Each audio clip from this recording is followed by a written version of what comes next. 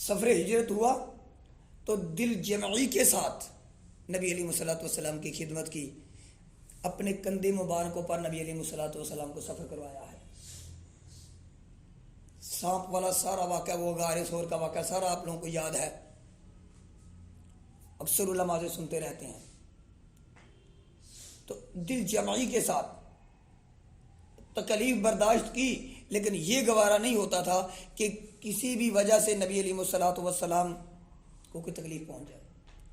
اشاعت اسلام کے لیے جب کبھی جس جگہ بھی مال کی ضرورت پیش آئی، سارے کا سارا مال اشاعت اسلام کے لیے پیش کر دیا، اور جتنا ابو بکر صدیق رضی اللہ تعالیٰ عنہ نے اپنا مال پیش کیا ہے، اتنا کوئی اپنا مال پیش نہیں کر سکا، سارے کا سارا ہی مال قربان کر دیا۔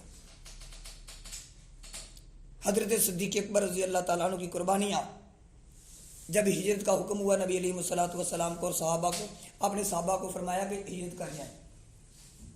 صحابہ رضوان اللہ تعالیٰ علیہم اجمعین نے ہجرت کی، تو آپ نے بھی اجازت طلب کی کہ یا رسول اللہ صلی اللہ علیہ وآلہ وسلم میں بھی ہجرت کر جاؤں۔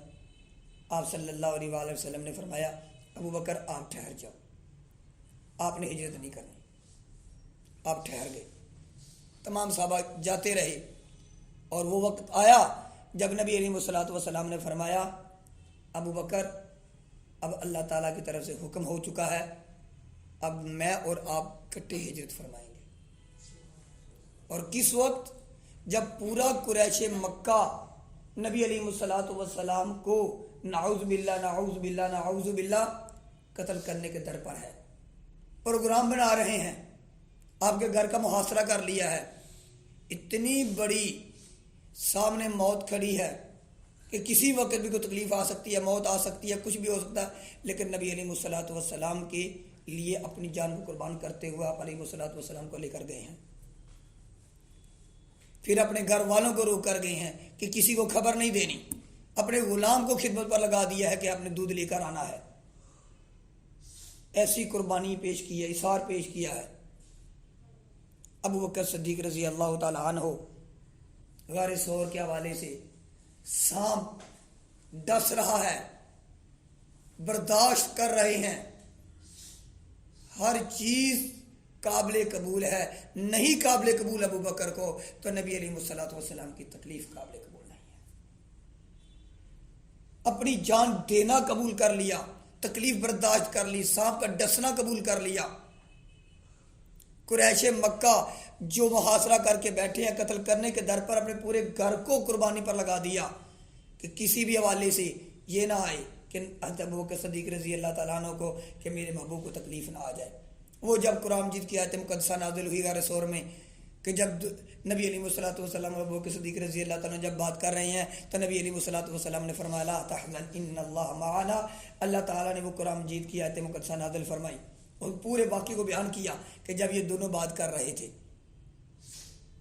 تو اس وقت مفسرین حضرات کیا کہتے ہیں کہ یہ جو غم کی بات تھی ابو بکر رضی اللہ تعالیٰ کو اپنا غم نہیں تھا، غم یہ تھا کہ قریش مکہ دھار پر آ گیا، غار کے قریب آ گئے ہیں، کہیں ایسا نہ ہو جائے کہ نبی علیہ الصلوۃ والسلام کو تکلیف پہنچے۔ ڈر ہے، خوف ہے، غم ہے تو نبی علیہ الصلوۃ والسلام کی ذات اقدس کا، اپنا پھر غم نہیں ہے۔ آپ صلی اللہ علیہ وآلہ وسلم کی وفات اور استقامت صدیقی، آپ استقامت کے پہاڑ تھے۔ جب نبی علیہ الصلوۃ والسلام کا وصال مبارک ہوا، آپ پردہ پوش ہوئے، صحابہ کرام رضوان اللہ تعالی علیہم اجمعین زارو قطار اتنے پریشان، اور کچھ صحابہ رو رہے ہیں، کسی نے اپنے آنکھوں کے اندر ہاتھ ڈال کر آنکھیں نکالنی ہیں۔ عمر رضی اللہ تعالیٰ عنہ دیوانہ وار تلوار لے کر کھڑے ہیں۔ اس وقت اگر کوئی ان کے درمیان میں آیا ہے، وہ صحابہ جو رنجیدہ بھی ہیں، ہوش و حواس کھو چکے ہیں، کسی کو سمجھ نہیں آ رہی، تو آ کر خطبہ ارشاد فرمایا ہے۔ تو اتنی بصیرت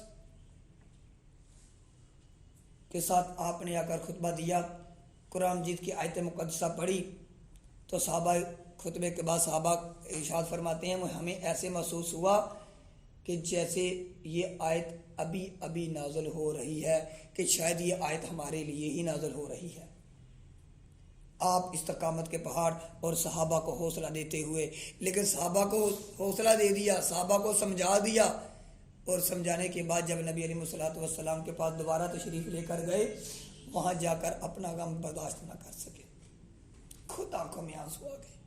نبی علیہ الصلوۃ والسلام کے چہرہ انور کو بوسہ دیا اور غم برداشت نہ کر سکے۔ کتابوں میں لکھا ہے، اپنی بیٹی عائشہ رضی اللہ تعالیٰ عنہ سے کہنے لگے، میری بیٹی، صحابہ کو تو میں حوصلہ دے آیا لیکن اپنا غم برداشت نہیں ہو رہا۔ یہ محبت تھی نبی علیہ الصلوۃ والسلام کے ساتھ، اور صحابہ کو جوڑ کر رکھا۔ یہ ایک حلیم الطبع انسان، صابر انسان ہی کر سکتا تھا، ہر ایک کی بس کی بات نہیں تھی کہ عمر فاروق رضی اللہ تعالیٰ عنہ جیسا انسان، بہادر انسان، دلیر انسان، خانہ کعبہ کا دروازہ کھلوانے والا انسان، پورے قریش مکہ کو للکارنے والا انسان، وہ گھبرا گئے۔ تو ابو بکر صدیق رضی اللہ تعالیٰ عنہ جیسے انسان، عزم کے پہاڑ، طاقتور انسان، انہوں نے جا کر ابو بکر صدیق رضی اللہ تعالیٰ عنہ نے عمر فاروق رضی اللہ تعالیٰ عنہ کو بٹھایا، ممبر رسول صلی اللہ علیہ وآلہ وسلم کے ساتھ بٹھایا۔ آپ سخاوت اور نبی علیہ الصلوۃ والسلام کے بعد خلافت آپ نے بڑے اچھے طریقے سے چلائی۔ آپ سخاوت، جیسے پہلے ذکر کرتے جا رہا ہوں کہ ہر چیز لٹا دی، غزوہ کے اندر اپنے گھر کا ایک ایک سامان لٹا دیا، دیواروں پر مارے کہیں سوئی نہ رہ جائے، اور اپنا کپڑا زیب تن جو کیا وہ بھی اتار دیا، ٹاڑ کے کپڑے پہن لیے۔ نبی علیہ الصلوۃ والسلام کے پاس ابھی پہنچے نہیں تو جبرائیل علیہ السلام تشریف لے آئے اور آ کر تذکرہ کر رہے ہیں۔ تو جب نبی علیہ الصلوۃ والسلام نے جبرائیل علیہ السلام کو دیکھا تو ٹاڑ کے کپڑے پہنے ہوئے، آپ علیہ الصلوۃ والسلام نے فرمایا، جبرائیل یہ آج کون سے کپڑے پہن لیے؟ اللہ کے نبی آسمانوں کی طرف نظر تو اٹھائیے۔ جب آسمانوں کی طرف نظر اٹھائی تو تمام کے تمام فرشتوں نے ٹاڑ کے کپڑے پہنے ہوئے ہیں۔ آپ نے کہا، جبرائیل یہ کیا بات ہے؟ اللہ کے نبی آپ کے دوست یار غار ابو بکر صدیق رضی اللہ تعالیٰ تشریف لا رہے ہیں، سب کچھ لے کر آ گئے ہیں، تو آج ٹاڑ کے کپڑے پہنے ہیں۔ اللہ رب العالمین نے ان کی سنت کو زندہ کرتے ہوئے تمام فرشتوں کو حکم دے دیا کہ سارے کے سارے ٹاڑ کے کپڑے پہن لو۔ اور جب تشریف لے کے آئے تو ساتھ عرض کی جبرائیل علیہ السلام نے، اللہ کہہ رہے ہیں ابو بکر صدیق رضی اللہ تعالیٰ عنہ سے پوچھو کیا وہ اللہ سے راضی ہے؟ اللہ پوچھ رہے ہیں کہ میرے نبی اپنے دوست سے پوچھو کہ وہ اللہ سے راضی ہے۔ اس حال میں کیا مقام ہوگا جس کو اللہ پوچھے؟ جب نبی علیہ الصلوۃ والسلام نے ذکر کیا، ابو صدیق رضی اللہ تعالیٰ زاروں کو تار ہونے لگ پڑے۔ نبی یہ تو کچھ نہیں، سب کچھ دینے کے بعد میں اللہ سے راضی ہوں۔ اور جبرائیل علیہ السلام نے کہا، یا رسول اللہ صلی اللہ علیہ وآلہ وسلم، آپ اللہ فرما رہے ہیں کہ میری طرف سے ابو بکر کو سلام پیش کر دو۔ اللہ پاک سلام پیش کر رہے ہیں، ابو بکر کا کون مقابلہ کر سکتا ہے؟ ایسی اللہ رب العالمین نے ان کو سخاوت عطا فرمائی تھی۔ اور جب خلافت سونپی تو بہت سارے واقعات ہیں،